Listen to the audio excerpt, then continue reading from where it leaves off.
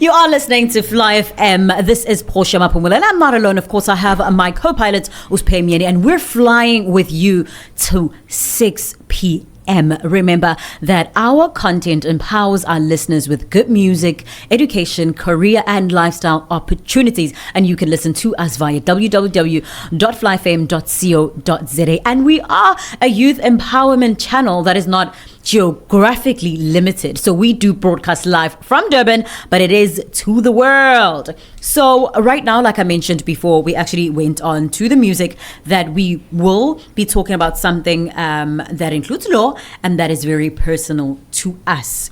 So when the people that swore to protect us are now the ones that are putting our lives in danger, how do we handle that? So I want to share a deeply concerning experience, not just for myself, but for 14 others who were with me last week, Friday. This includes my co-pilot, Sphe Myeni, right? So together, we actually experienced a situation that highlights a troubling reality within our community. So we found ourselves in a position where our taxi driver was arrested. So instead of being treated with care and understanding, we were taken to a police station with no explanation. We were left stranded with no means to get home, and it was late at night, and the anxiety of being trapped in that situation was palpable. I will let Sphe take it from here. So I'm just going to recap on what actually happened. Mm-hmm. I'm going to recap rather on what happened for those who are not on our socials, those who are not on our TikTok, who didn't get the full story of what actually happened. So basically what happened was, after studio on Fridays, we fly with you from 3 to 6 p.m. and we go home. So when we were going home, we took a taxi from Gateway to Durban Central. Unfortunately, there was traffic on the M4, and the taxi driver decided, okay, let me go on the yellow lane fast. Unfortunately, cops were there. They stopped him. They flicked their lights for him, and they blew the siren, right? When that happens, the taxi driver gets off, and he goes to the cops. So we're all on our phones. We're waiting for us to leave and go forward with the day.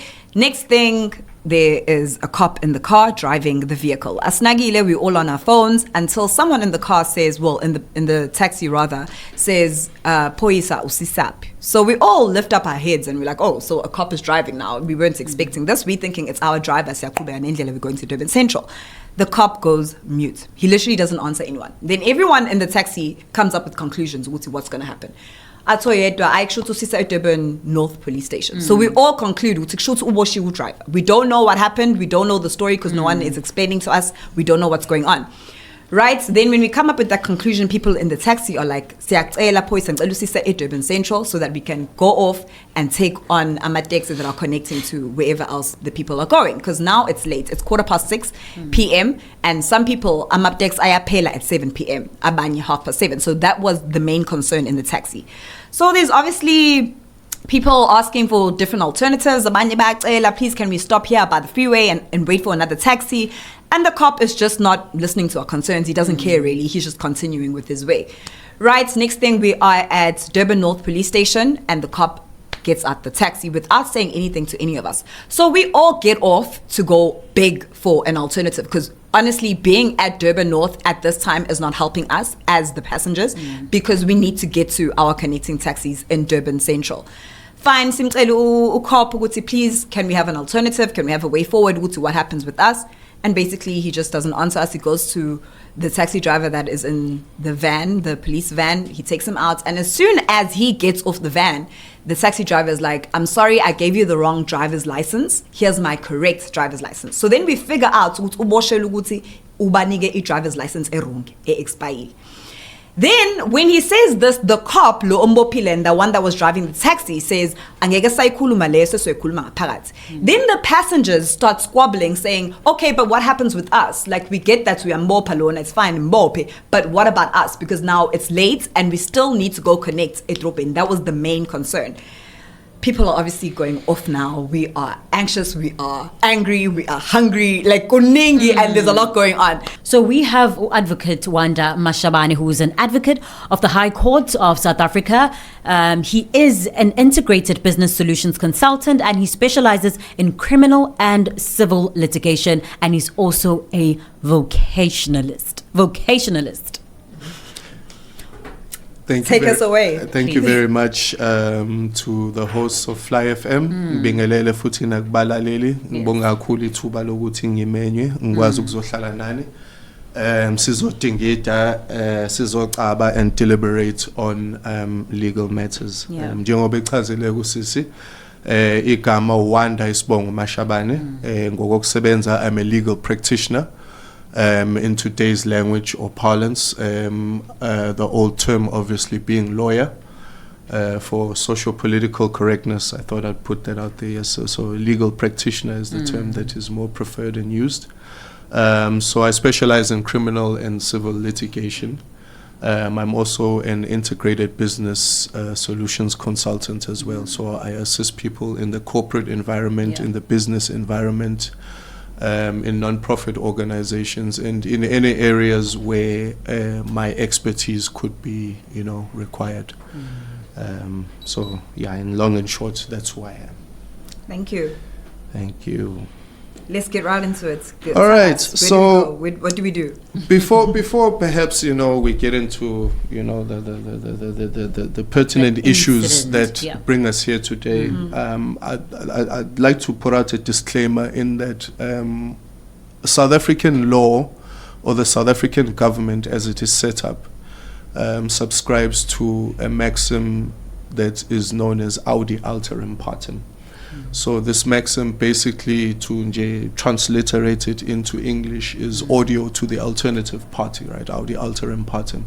So that means whatever matter is being brought out there or being discussed, in order for me to give you something definitive and something worthwhile, I must have also heard the other side as well. Yes, definitely. So for purposes of this consultation and for the purposes of us sitting here today, I just want to make it clear for the audience as well as the listeners, as well as the hosts that have hosted me today, that the nature of what I'll be saying will be hypothetical at most, because I can't make it specific, or I can't make my assessments such that umuntu can actually take them and use them or take them and rely on them, because I don't have the full story. I only have one side of the story. So there are three parties at play here. We have South African Police Service, we have a member of the Taxi Association, and we have the members of the public. It's important to separate these three parties. Okay. So the police are obviously fulfilling their constitutional mandate, which is to provide public safety and ensure that legislations, regulations, ordinances, policies are adhered to. The taxi driver obviously is generating custom and goodwill, and the members of the public are obviously exercising their rights to freedom, their rights to security, their rights to movement, their rights to dignity, and all other rights that are enshrined in the Constitution. So obviously the taxi aspect we now put aside, because the taxi guy now becomes the third party, even though you members of the public were the third party. Obviously, you want to know, Uguti, as it pertains to you guys, where do you stand in light of everything that has transpired and everything that is occasioned leading to now? So the authorities that I'll be relying on mostly is the Constitution of the Republic of South Africa, in particular the Bill of Rights. I find it easier to deal with the Constitution because the law is very expansive in its nature.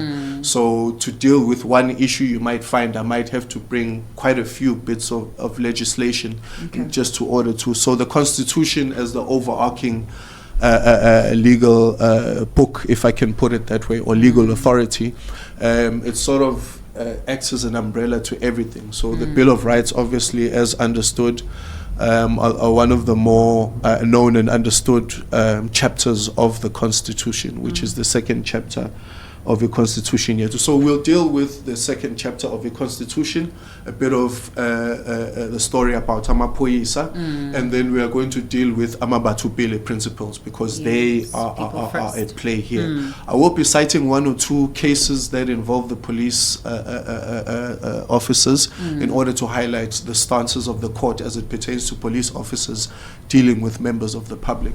So we are going to start with Section 1 and 2 of the Constitution. So Section 1 is the foundational clause of the Constitution. It acknowledges injustices of the past and wishes to redress them, and wishes to obviously set a South Africa that is more conducive and viable, and is at the hearts of the public in terms of what is envisioned. So the second section deals with supremacy and states that the Constitution as it's written is the most supreme law in the land, and any legislation, law, rule, policy, ordinance is obviously, if it's in conflict with the Constitution, that rule, law, ordinance, policy must be set aside and must be regarded as non-existent. There are exceptions here and there, of course. Not everything is cast in stone in law. Like every social paradigm out there, there are exceptions, of course. Having concluded with chapter 1, we move on to chapter 2 now, which is the one that's most important. Chapter 2 has about, if I'm not mistaken, 22 sections to it. It starts at section 7 and ends at section 39. 5 of the sections are procedural, and then the balance of them, I think 17, are substantive in nature. So the sections that we'll be dealing with are section 7, section 8, section 10, section 12, a little bit of section 14, section 33, section 36, section 38. So section 7 and 8, I'll just put them together for the sake of expedition, basically deals with the rights of the public and how those rights of the public must be applied. Now, if you consider the relationship of the public versus any government entity, in particular the SAPS that we're dealing with here, it's well understood that they exercise power and authority over you. Even though in the fair scheme of things, you as a member of the public are the government, they as appointed delegates of the public exercise power over you. This is why we say in legal parlance, this relationship is vertical in nature. So if there's a dispute between me and say Miss Portia here, that dispute is understood to be horizontal in nature because we are pretty much equal in standing. And when you have a dispute that deals with any government entity, and obviously Amapoisa as we sit here, that relationship is understood to be a vertical relationship. Now, those that, brushed a bit with mathematics will understand what I'm saying. Otherwise, you can always Google the expressions. But it should make sense to you. With a horizontal relationship, we're sort of equal, and then a vertical, one is above the other. So, section 7 and section 8, dealing with the rights and applications, will then state, Uguti, the government has a duty to respect, protect, promote, and fulfill the Bill of Rights. It has this duty. It must ensure all government sectors, all government departments, they have this mandate. They must protect these rights. They must enforce them duly. And they must always ensure Uguti, the Bill of Rights are always held in high regard, because obviously they are the rights with which people are able to, move about and do everything that they need to do in the course of daily existence. So that duty, of course, is lagging as it pertains to this issue, because if we just look at this issue, Ama rights were hardly ever considered. There was no means of protecting you guys, and there was no need of no means of promoting any of their policies and their regulatory provisions that dictate how they must engage with members of the public. Section 10 of the Constitution then deals with dignity. When dealing with you, they must always maintain your dignity, even if it's, and I'll use these words loosely, even if it's a person that is in society perceived as scum, or someone obukeka njengomuntu mhlambe oseyintswela boya, lo muntu loyo kufanele aphathwe ngenkulu inhlonipho, and isithunzi sakhe at all times kufanele sigciniwe. Ngisho noma kuthiwa impela cha simbonile ulenzile icala, whilst you are dealing with the government and going through whatever process you are going through, it must be that you are treated with dignity at all times. Okay. Section 12, which is the most important one when it comes to this matter. Section 12 deals with the right of freedom and security. So my right to move around and to be secure in knowing that whatever I do, I'm always secured. I am not fearing anything. I'm in no distress. And this is especially when it comes to obviously dealing with a vertical relationship, as previously stated. When dealing with the government, you must note that they must ensure ukuthi your freedoms and security are not arbitrarily taken away from you. There must be a valid reason, such as obviously ubulala umuntu therefore siyakubopha or siyakuvalela. So that means your freedom and security are being taken away, but obviously there's a valid reason for that. All right, so section 33 of the Constitution then states ukuthi all government departments, I'll put it that way, all government departments or all government spheres, be it national, provincial, be it local, be it district, whatever capacity the government administers, it must do so in a means that is lawful, reasonable, and fair. You know, so if they don't deal with you lawfully, to further extend that, they must deal with you reasonably, and if they are unable to do reasonably, you know, at least deal with me fairly. Yeah. You know, and the one that tends to work in the state's favor, which is Section 36, is your limitation clause. Now, a limitation clause obviously says ukuthi a bill of rights, the rights that are enshrined in the Bill of Rights can be limited. So any limitation of rights must be reasonable and justifiable in an open and democratic society. So what we have here is that they cannot rely on this provision, because the way that they conducted themselves without informing you, without consulting with you, without protecting my interests without notifying you, guys, this is what's going on, this is the recourse that's available for you. Because when we consider them arresting the driver, they could have informed abantu at taxi, they could have allowed for driver to call another taxi to come in from rank manager. They can speak to the owner as well to say, owner, please bring in another taxi or another driver, because I've now established it was an issue of him producing. It wasn't even an e-moto that was an issue. It was a driver's license. Yeah, so he produced a document, basically the crime that he would be prosecuted for, assuming obviously charges were pressed against him, is a forgery, fraud, and utterance. In that you perhaps forged this document and then showed it to the police officer in an effort to make them believe this is actually you, and you might have also made some utterances to corroborate this document, only to find perhaps we don't know really, we need to hear the driver's side, it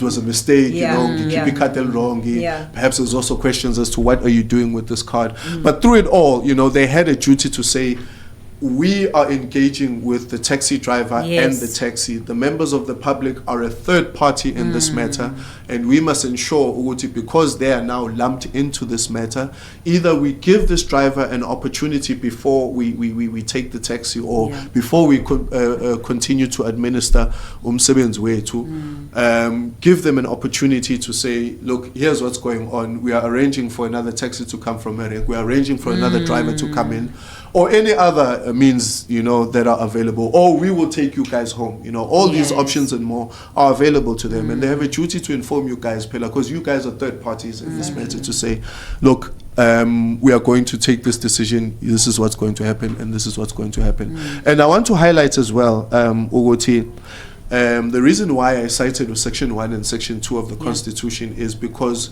we have the South African police, which is Amapoisa pre-1994. And we have the South African Police Service, which is post-1994. This is a deliberate attempt by the government to show ukuthi lamapoisa lawa enanwazi initially, abantu who are known for battering and bruising, that paradigm is now done away with. Yeah. The new paradigm is that these people are now here to serve the public. Come on. That's why police stations are also known as community service centers now. It's no longer referred to as a police station.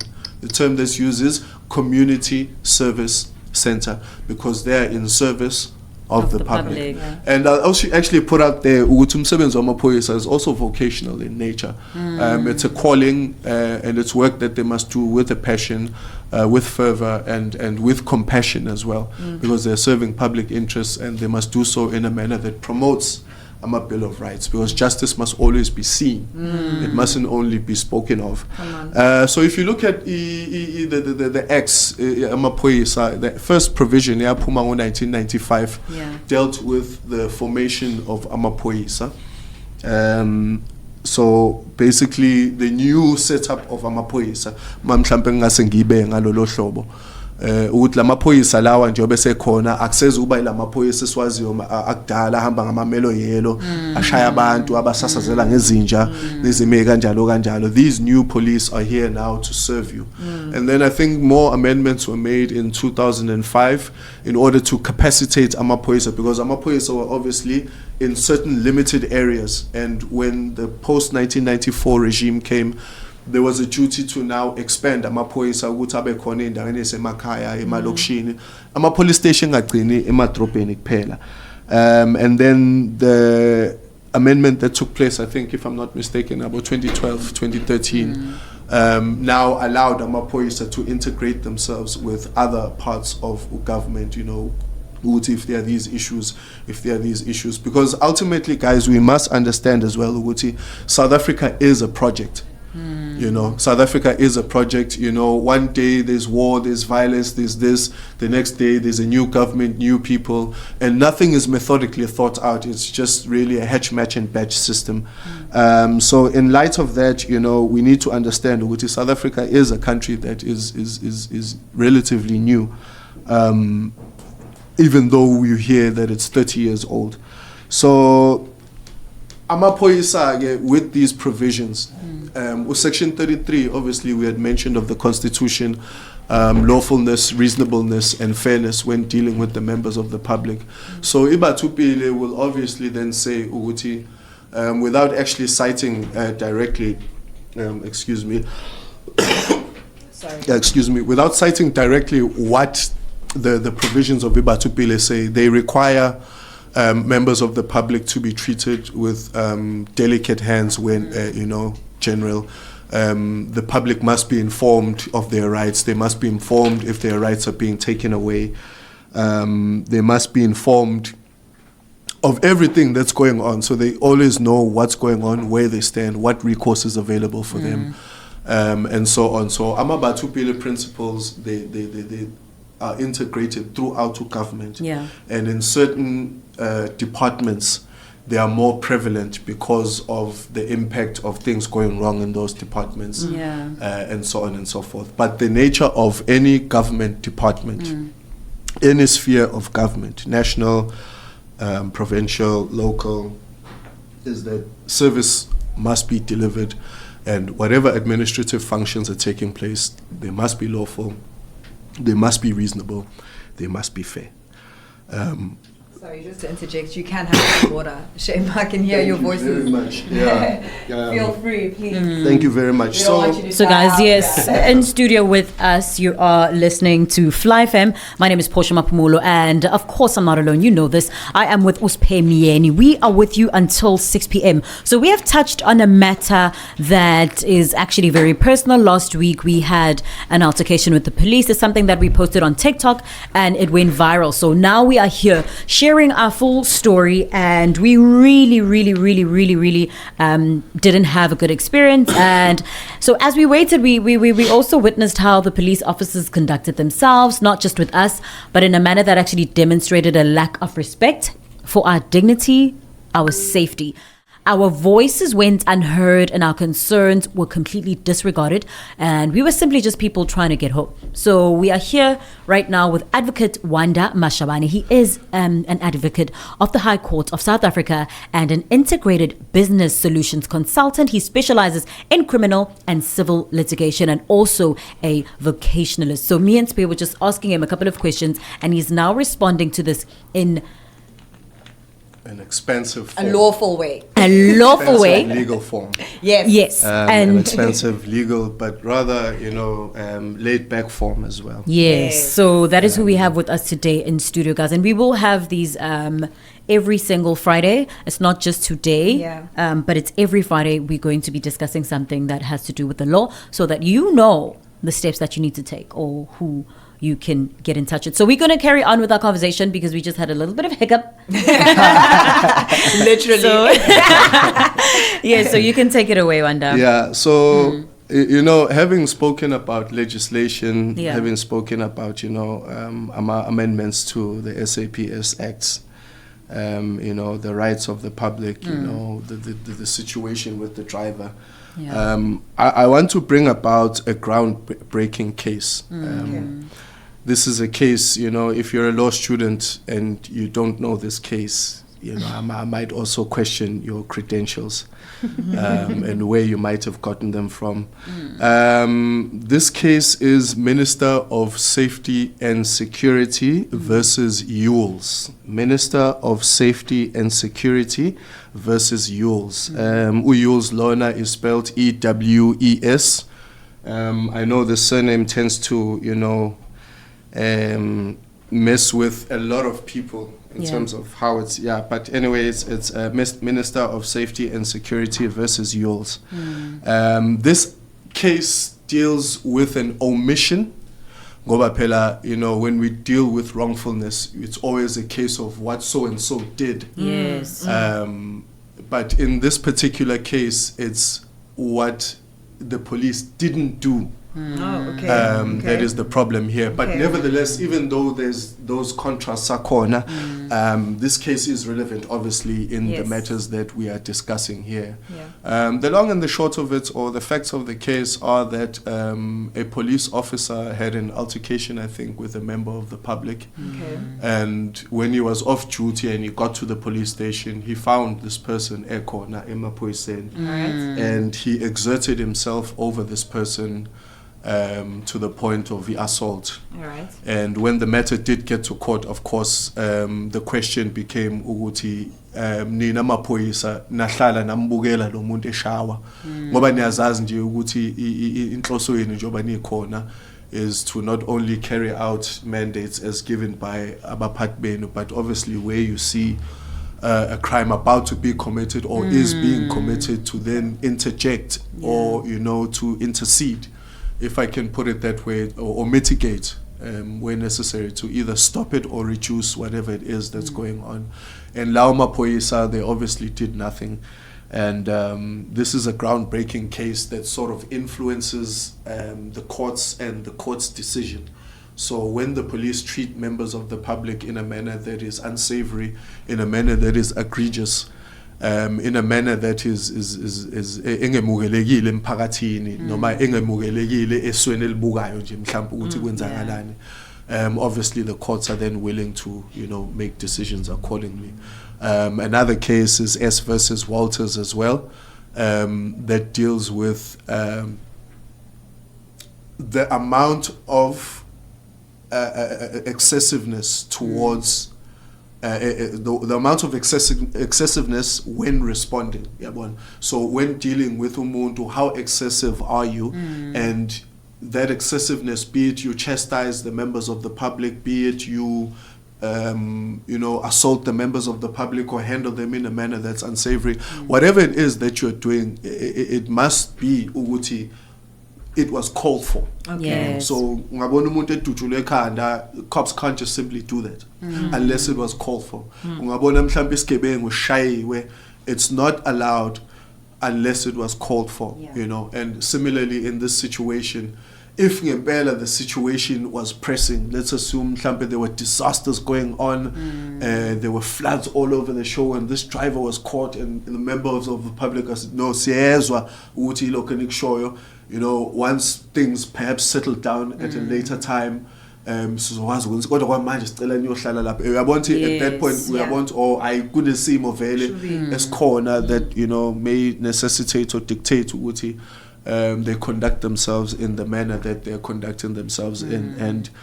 And having listened to you guys share with me story saying, you know, from the videos I saw on social media, as well as, you know, the rendering that you guys are giving here. And again, I must disclaim, Uguti, I don't have the other side as well. I'm only working on the hypothetical based on what, you know, is being shared with me, you know.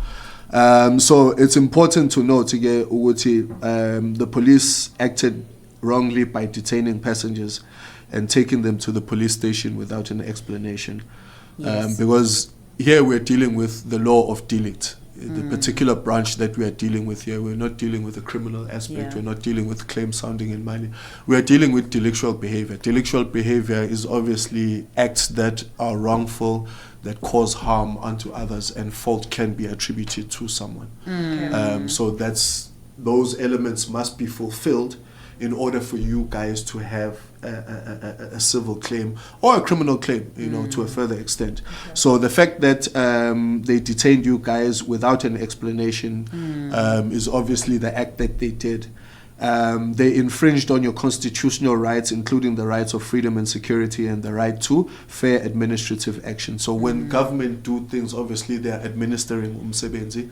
Hence you'll hear the word administration from time to time. So that administration or that administering of work, administering of service must be done obviously in a manner that is becoming of what we envision for South Africa, factoring international laws, international conventions, and so on and so forth. Because ultimately what we do in South Africa is in line with what the continent is doing and what the world is doing at large. So these issues must be treated with fervor when being dealt with. If fault in this instance, be it intention or negligence, it does appear at face value to be negligent. And we are always advised when you are obviously laying a claim to sort of lean into negligence unless you can definitively determine who this person did what he did with intention. And having heard your story, guys, having spoken to him, having, hey, wenzakalani, it appears there was intention here. You know, obviously the test for intention is somewhat more difficult than in negligence, because within negligence you can say, yeah, but you should have known, you know, Uguti, having now done this, here we are, something must be done, Pella, for us, you know, in order for us to obviously commute home and to carry on exercising our rights to freedom and our rights to security. So the actions could be seen as negligent or even intentional, given the lack of communication and disregard for the passenger's right. No attempt was made to inform or consult the passengers, showing a blatant disregard for due process and the dignity. The wrongful conduct of Lamapoyisa Lawa caused the passengers to be unlawfully detained. Now that is very important. But as much as they can say you're free to go, but am I really? Honestly, am I really? That was what we were saying. Because if I'm going, I'm not going to be safe. So whenever you know, departments and government in general does things, the government can never execute anything as though it is removed from society. The government must always make decisions. This binds the courts, this binds legislature, parliament, and this binds the executive. Whenever they're making decisions, they mustn't make decisions as though they're removed from the public, as though they don't understand social and public nuances. So I'm sure they know Uguti public transport system, the way it's designed, the way it's set up. And thereafter you're on your own. You need to lift clubs, Ubers, and so on and so forth. So that's what we said. And at the police station we actually brought that up. We were like, please stop acting like you don't know what's in town. Let's just start. Please stop acting that way. So what I really liked was that with us as the passengers, Sasi Hlangene, like we were the ones that ended up making sure that everyone was safe, which is something that the police had to actually do. We were actually the ones that were now more concerned about each other, because actually we did have money to request and go home, but it was, no, we can't take this disrespect. You cannot treat us this way. On the basis of principle. Yes, se request, sifunani la. Yeah. Because as the cop got into our car, not a word. Not a single word. Our driver. The lady that was sitting, one of the ladies, she's like, "Hi, bo, because everyone's on their phone. Everyone's going home. We just got off from work, so everyone's just tired. And then suddenly, our Poisa, and everyone's talking to him, and he is mute. Literally. Just one word responses. And we're like, but let's go on.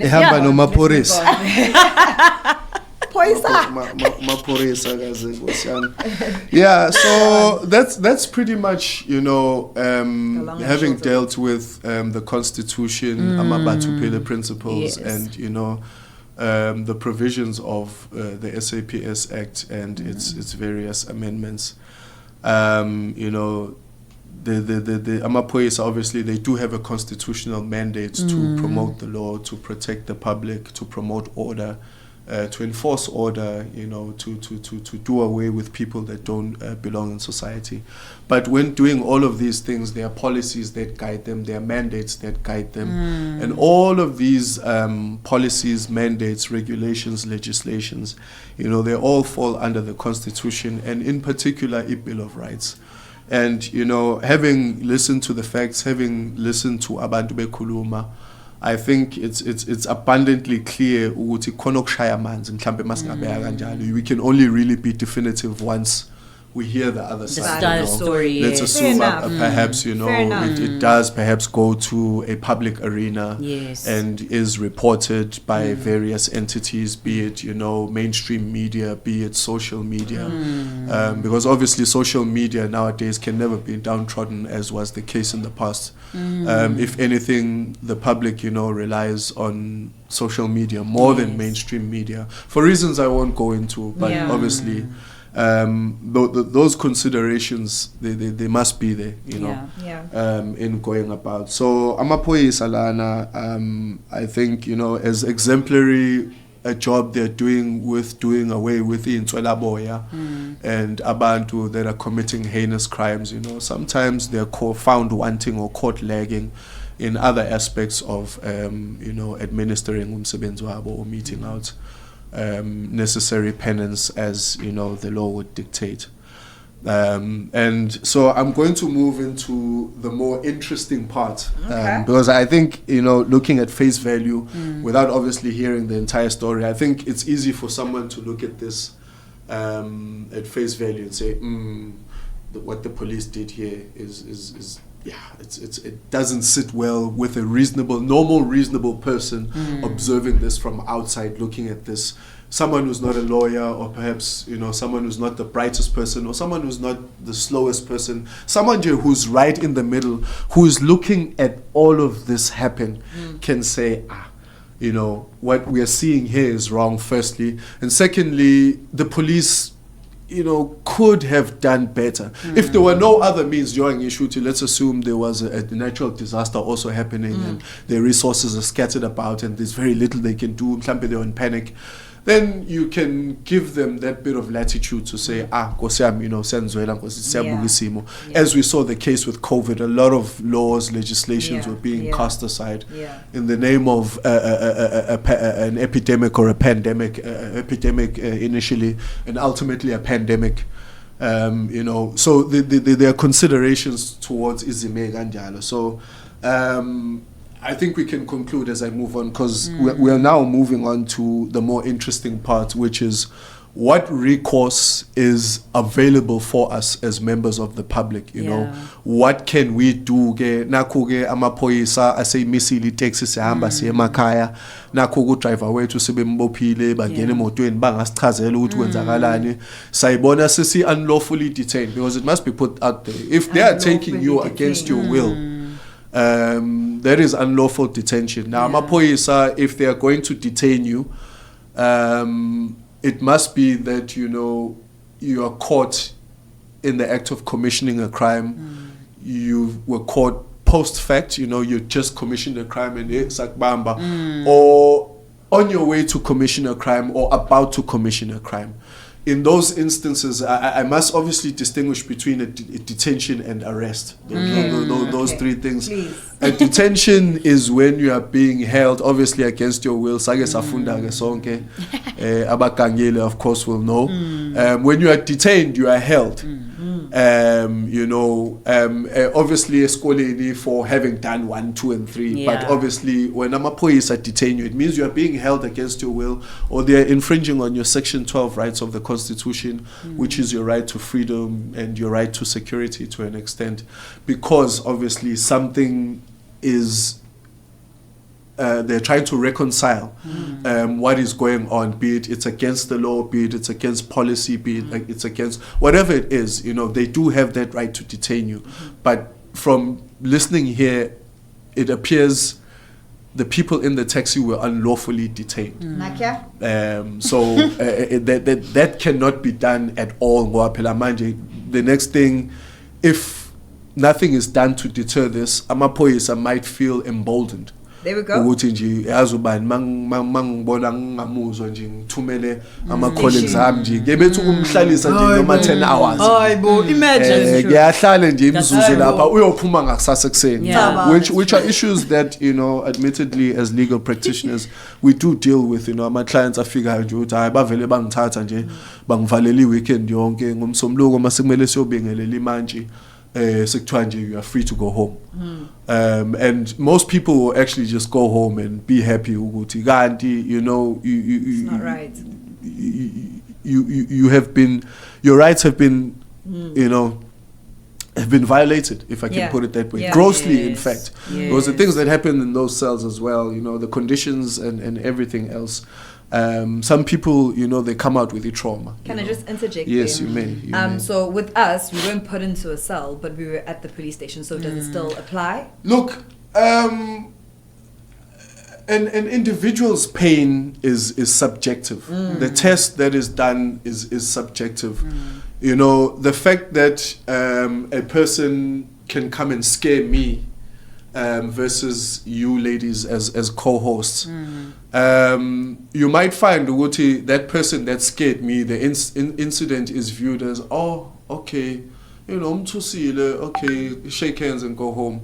Whereas in contrast, you might find if you were so terrified, you were so wrought with you were so met with overcome with fear and of your life, your well-being, with all the issues that are going on out there, violence meted out on the basis of gender, and so on and so forth. So the test would be subjective. So perhaps if I assume was in the taxi, you might find it might differ from yours.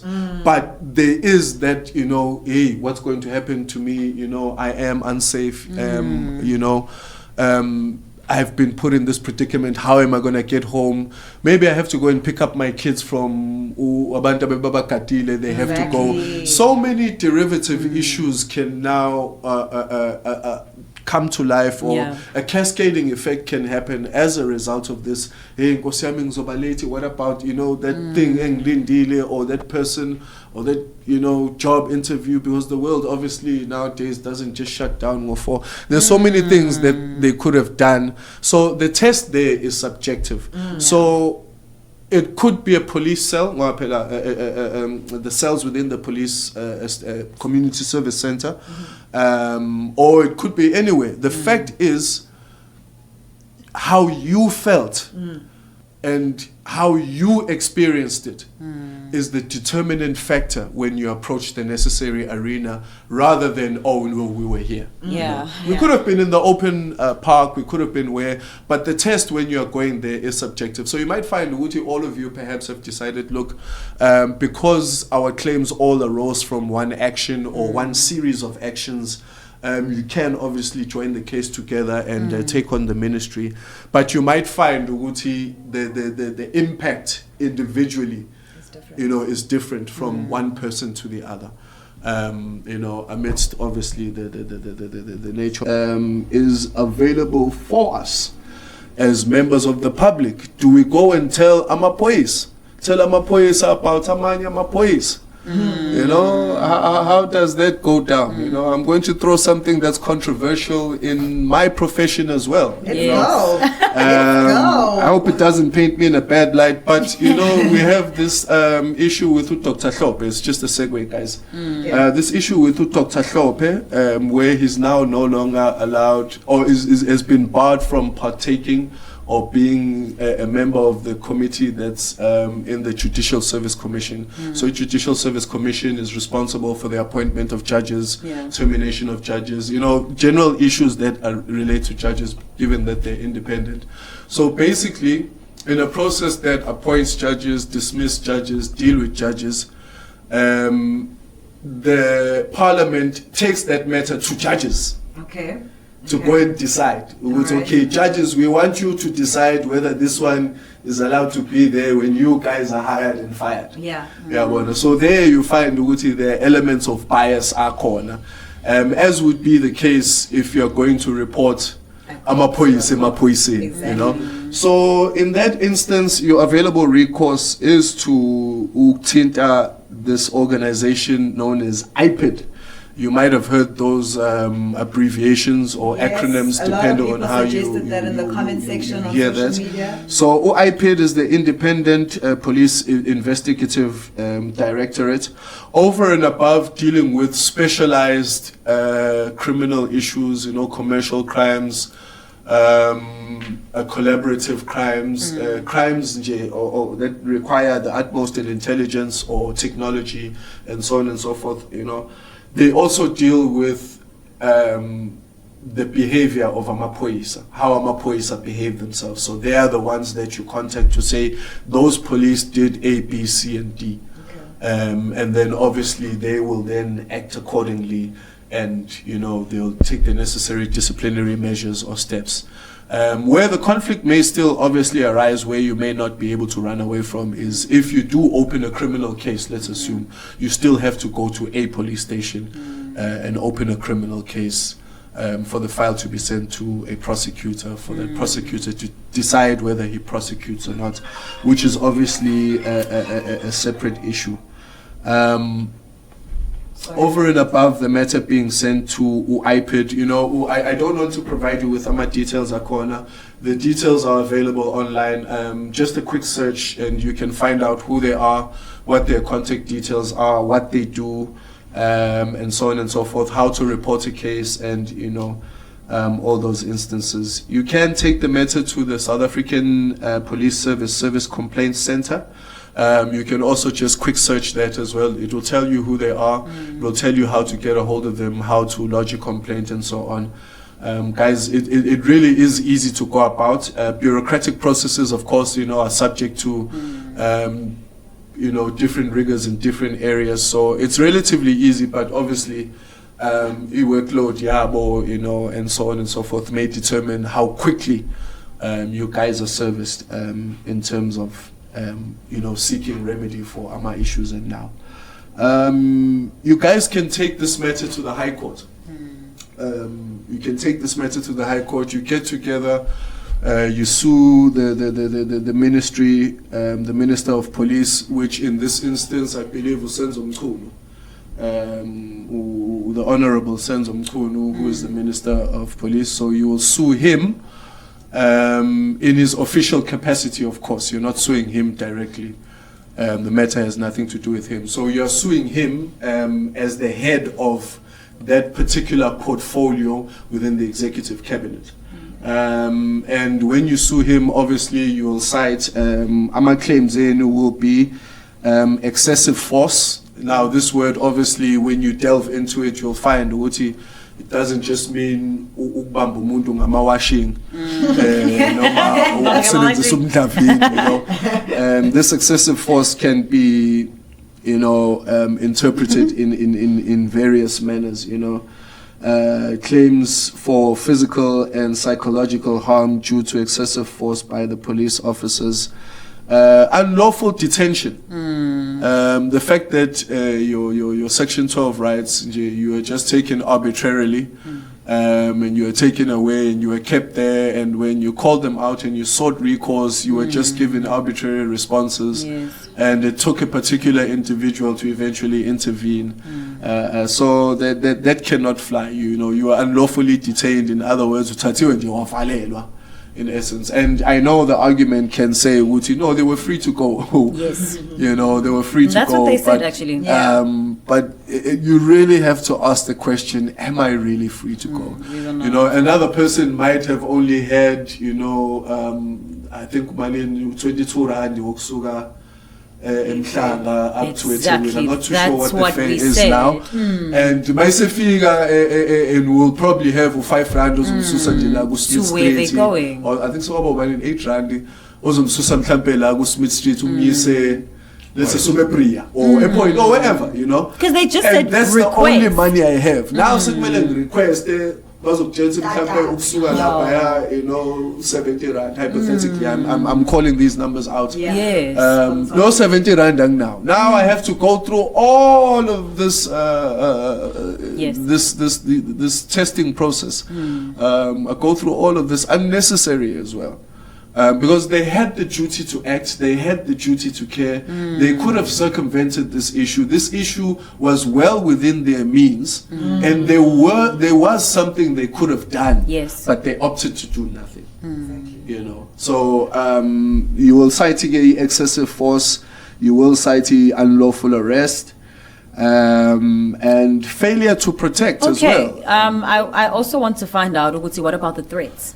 Because when we actually got there, we opened a group because everyone was now, like, guys, can we let each other know if you guys got home safely? Yes. Because that was now the talk. Because 3.5 hours later, right, then they organized transport for us. Mind you, the cop that we had an issue with was the one transporting other people home, right? Because I think there were 2 or 3 cars that went out. 3 cars that went out to actually transport people home. So the one with the cop threatened people. So they came back on the WhatsApp group, and we have the VNs and the texts, and they were like, guys, should we still go ahead with this? Because the cop actually threatened us, and he knows where we live. Like, we'll show you the chats that the lady literally said, guys, I don't know if I want to do this. This guy has my address. So there is evidence of the threats. Yes, now, there is. Notes and texts. Yes. Let me Kazuk, if I can put it that way. Let me just digress momentarily and deal with Lombuzo, because the matters that we are dealing with here, they may have criminal elements, but for the most part, they have civil elements, thus they require civil recourse. Yes. Now, the issue of a threat, and let me warn our listeners as well as our hosts here that you don't take threatening umuntu lightly. If A, which is a man, threatens B, once you invoke fear, kulowo muntu loyo, based on your words, whether it may be perceived as I wouldn't have actually done it, I was just saying it. Again, the test there is somewhat subjective as well. Once you invoke that fear, or you put someone in a position where that is known in our criminal system as an assault. You have assaulted umuntu. Me simply pointing at you and saying, hey, that is assault. I can, I can actually ngene kindi. Nakho lokho. Uthi nje ngivele nje mhlambe we were communicating and I had an outburst and I stood up and I pointed at you and I was, the fact that you were now afraid and you were, what's going on? That invoking of fear. That element of fear, be it intentional or negligent, in this instance, I think it's not even deal with negligence. If you are threatening about to say, if you expose me or if you do this, you do that, that in itself is an admission of guilt, so to speak. To say, we know that we did something wrong, and if you do tell anyone else, we will deal with you. So in essence, they are discouraging you from accessing any recourse onayo, you know. So that one now carries criminal elements wherein you guys would then have to open a criminal case. So obviously the impact of that is rather, you know, high, and given that the impact and, you know, the ramifications of that, obviously the test thereof is stringent. And you know, there is evidence in the form of text messages, perhaps voice notes, perhaps recordings, or whatever other evidence that is acceptable in a court of law. Those people are in trouble. Those people are definitely in trouble.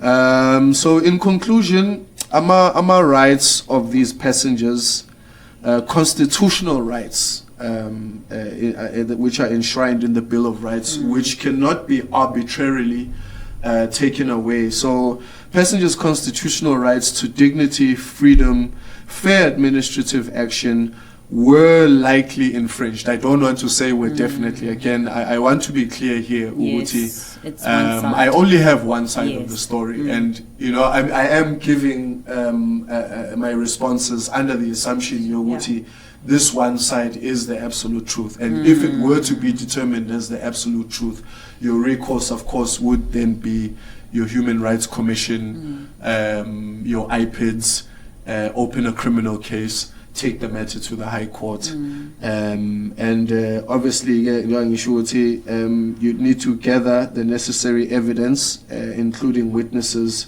as this is crucial, and then the affected passengers can seek legal redress and hold the South African Police Service accountable in what they've done.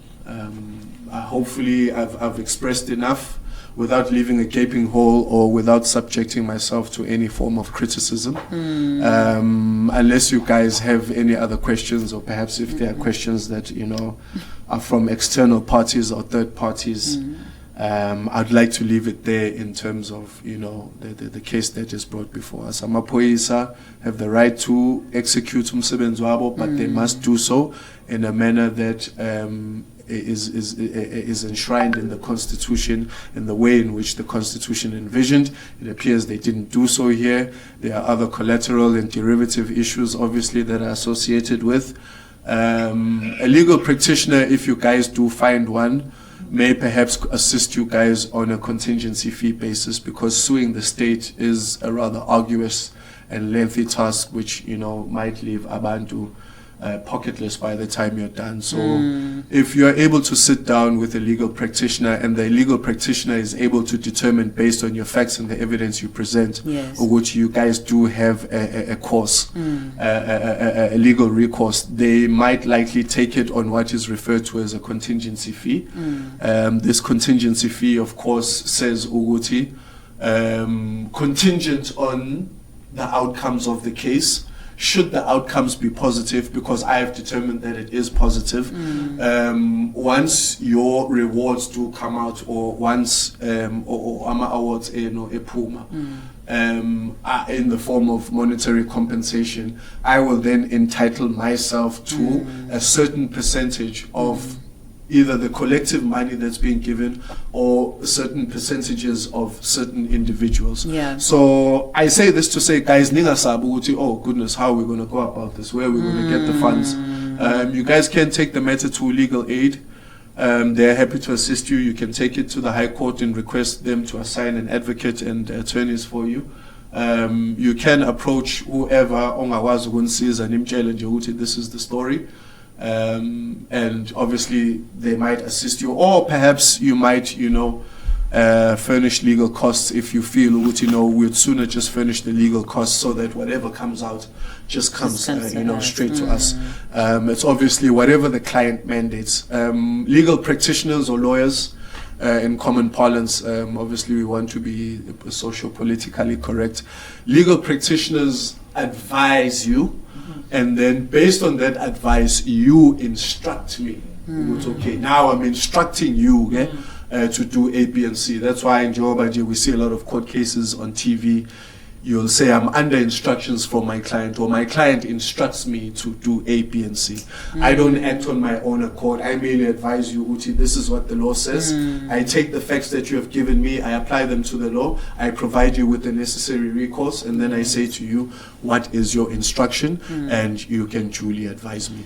Of course, we must consider as well, Uguti, you know, in light of these things. Sometimes, even though you do have a right, sometimes you want to weigh whether, you know. And again, I'm not making negative assertions, Uguti, this is what will happen. But again, we can never communicate as though we are removed from society, or as though we don't know the nuances or what tends to happen. And the things that are expressed in both mainstream and social media, being that something like this might have, you know, materialized and grew on social media. I haven't heard anything on mainstream media, but on social media. So yeah, definitely recourse for you. They were wrong. They shouldn't have done what they've done. It was in their power to act in a certain way. They chose not to do so. They further exacerbated the matter by making threats. There is recourse available to you guys. And yeah. Wow, thank you so much. We do have Advocate Adv Mashabane. He's an advocate of the High Court of South Africa, an integrated business solutions consultant, and he specializes in criminal and civil litigation, and he's also a vocationalist. I like this word. I said it twice. Vocationalist. Yeah, it's basically code for a do-gooder. We're a bunch of do-gooders as advocates. So as we wrap this up, guys, this experience was more than just an inconvenience for us. It was a reminder of the vulnerabilities that many face when actually interacting with those that are sworn to protect us. And not just me, but we are actually here to advocate for better treatment, accountability, and the recognition of our humanity. So we definitely want to ensure that no one else has to go through what we did. It is crucial to hold the law enforcement accountable and demand that they prioritize the well-being of the community that they serve. And as we exit or wrap this up, I'm playing DJ Tira Won't Let You Go, because we are not going to let this one go. Thank you so much. Thank you so much for being in studio with us. That was thank you. A lot of homework. We're gonna call you. Thank you so much. Thank you guys. Thank you so much, Mr. Mashabane. Thank you.